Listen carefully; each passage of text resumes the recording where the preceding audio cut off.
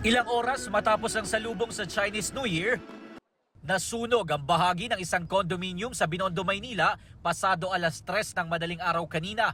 Namatay ang dalawang kasambahay sa isang kwarto na nasa ika-35 palapag. Ayon sa may-ari na yung lalaki, nakalabas siya nung magkaroon ng usok ng mga sunog. Siguro nagpanik na at hindi na niya na yung mga kasamahan niya na gisingin. Agad naman daw siyang humingi ng tulong sa mga bumbero kaya agad na ilabas ang dalawa niyang kamag-anak. Pero sa kasamaang palad, hindi na nasagip pa ang mga biktima na nasa loob ng maid's quarter.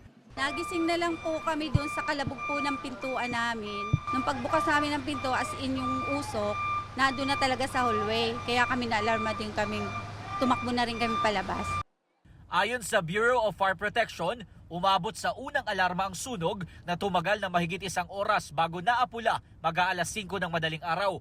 Base sa investigasyon ng BFP, aabot sa 4 na milyong piso ang halaga ng mga napinsalang ari-arian. Patuloy pa ang investigasyon sa pinagmulan ng apoy.